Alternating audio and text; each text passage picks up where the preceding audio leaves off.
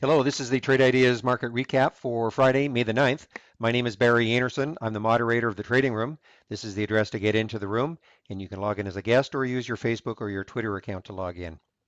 Well, today was very slow for me today. Maybe what's happening is we're finally getting those typical Fridays, especially as the summer approaches, and it's just a lot harder to find, for me anyway, the type of trades I like to do, the good setups. But I did find a couple. I'm just going to go over two trades actually today. Actually, three trades, but one stock I traded twice.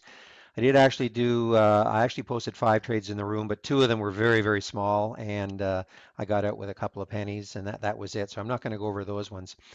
I just wanted to show you this one first, though. This is IBN, and this came from my break of the 20-day high. And unfortunately, I did not take this. And the reason is that you see I have this column here, and this basically tells me where the stock is with relation to the 20-day high and the open. So this stock opened, IBN opened $2.02 above the 20-day high. So when that happens, generally I don't take the stock. I think, well, maybe all the potential trading range has already been taken up by the open. But that was definitely a big mistake because it also it tacked on another dollar, excuse me, a dollar from this point here of 202. What this is telling me is that this was $3.26 maximum above the 20-day high. So, we're talking about two and a quarter almost that I could have got from this stock had I taken it. But I have to watch out a little more closely. I shouldn't maybe be so biased in not doing those ones because just the fact that they've popped right off the bat doesn't necessarily mean that they're going to not be able to have some continuation.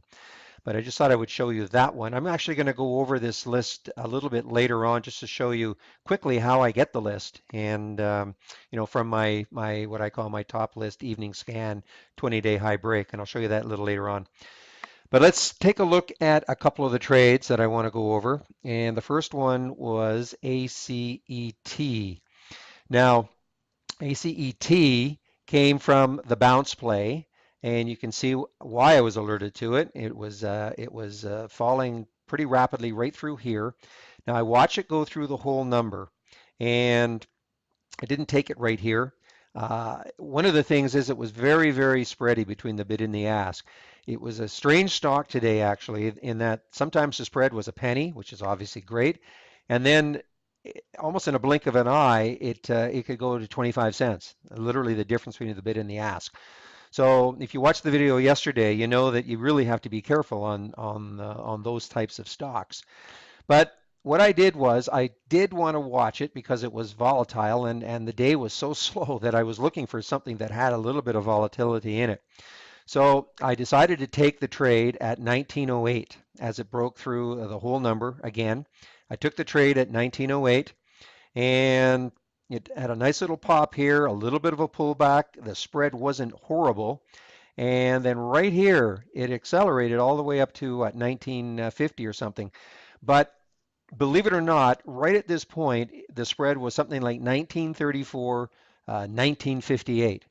And when I saw that, I said, that's it. I'm out. So I literally bailed at 1934 on the first half and I held on a little bit, but I got out of the second half right here at 1928.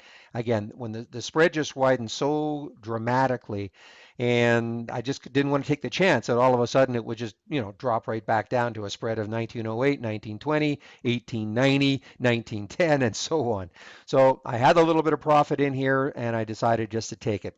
So it was not exactly the type of play I really like, but as I say, there was not that much volatility in the ones that I was watching. So that's why I took a shot on this one.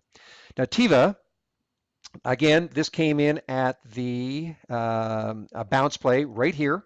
So I was alerted to it right in this area. And I took Tiva right here at 48.99. Now, I sort of broke a little bit of a rule that I have that I like to see it go through the whole number before I take the trade. But in this particular case, I thought that perhaps, there was going to be enough momentum that it would carry it, and I wasn't looking for very much. I mean, I thought it might stall in this area right here, which is about what 49.24. So I wasn't really looking for that much. And but the bottom line is that I stopped myself out at 49.90, 48.92. So I took a 7 cent loss on this. The minute it didn't have the follow through the whole number, I decided to get out. But I did decide to watch it, keep watching it, and I decided to take the trade again. It wasn't at 48.99. I don't have it listed here, but I actually took it right on the whole number of 49. Again, I usually like to watch it break through, but I thought, well, maybe this time it will. And so right here is when I took it. You see how it poked above here? It's a little red topping tail right there, and it came back down. And then when it came back up again, that's when I took it at 49. And I took half of it off at 49.12 and the other half right here at 49.17. So basically, this was sort of late in the day for me trading. Basically, I don't want to call it a revenge trade exactly, but I was looking to get the money back that I lost in the first time I went through it. So that's it for today in terms of the trades. But I did want to show you what I do to get this list here. I mean, and it's so simple for me to do this. And I think what I'll even do is, even though the market has another half an hour left in it, this is what I do. I have this scan that I use once the market is closed. And I've got a bunch of custom filters as columns here and custom filters that I use to get these stocks. So these are the stocks that I'm actually going to be using on Monday.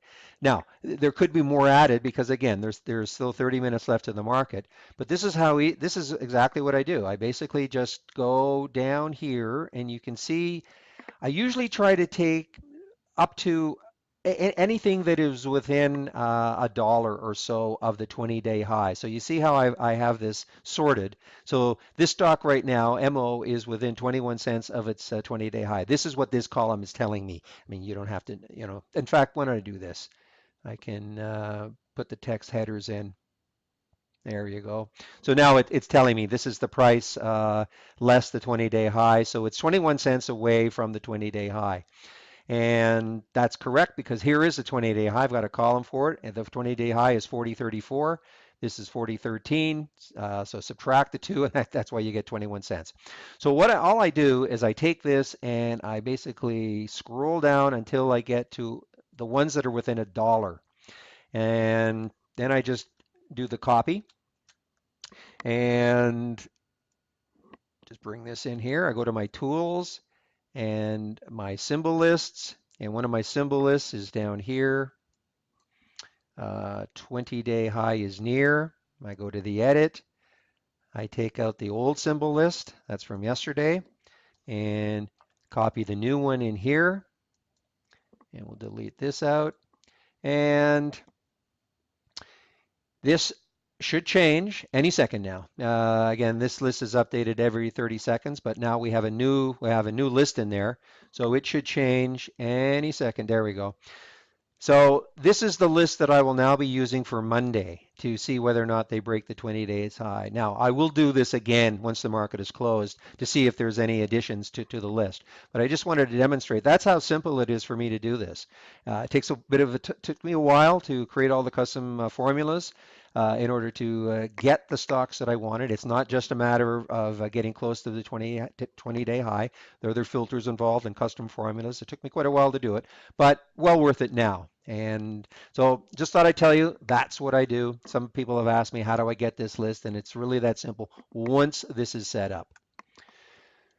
So that is it. And I'll just bring back the cover page. Hope everybody has a good weekend, and I hope to see you in the trading room on Monday.